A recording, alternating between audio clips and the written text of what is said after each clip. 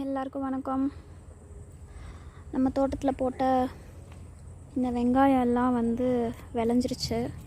வெங்காயத்தாள் எல்லாம் அப்படியே வாடி, இந்த பக்கம்லாம் பார்த்திங்கன்னா தெரியும், நல்லா வாடி மடங்கிருச்சு.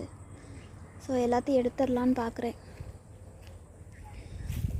இந்த குட்டையன் ஏன் இங்கே நிற்கிறான்னா, இந்த பக்கம் ஒரு சாரப்பாம்பு சுற்றிட்டுருக்கு.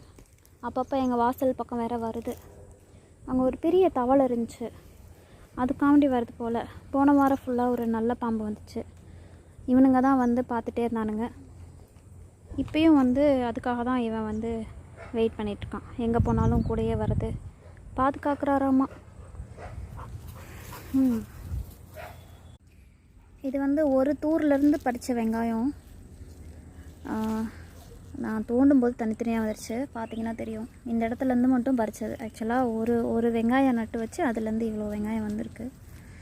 இந்த வட்டம் கொஞ்சம் நல்லாவே இருக்குது. ஏன்னா நாங்கள் நிறைய ஆட்டு சாணம் மக்குனது நிறைய தோட்டத்துக்குள்ளே போட்டிருந்தோம். அதனால் இந்த வட்டம் வெங்காயம் விளைச்சல் கொஞ்சம் நல்லா தான் இருக்குது.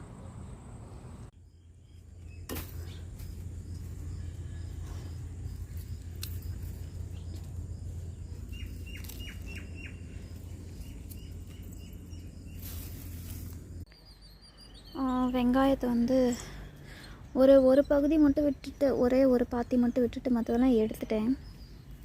உங்களுக்கு பார்த்திங்கன்னா தெரியும், இதோ இதெல்லாம் நல்லா பருத்து வந்திருக்கு. நீளமாகவும் சில வெங்காயங்கள் இருக்குது. இதோ பார்த்திங்கன்னா தெரியும். இதோ ஒரு கொத்தில் 7-8 கூட இருந்துச்சு. கொஞ்சம் நல்லா தான் இருக்குது இந்த வட்டம். ஆனாலும் எல்லாமே ஒரே நேரத்தில் ஊண்டி வச்சாலும் நமக்கு இந்த மாதிரி நிறைய இருந்தாலும் இதோ ஒரே கொத்தில் எவ்வளோ இருக்குது பார்த்திங்களா. இத்தனையும் நல்லா பெருசாக பல்பியாக வந்துச்சுன்னா நல்லா பெரிய கொத்தாக வரும். ஆனால் இந்த மாதிரி குட்டி குட்டியாக இருக்கிறது நிறையா இருக்குது.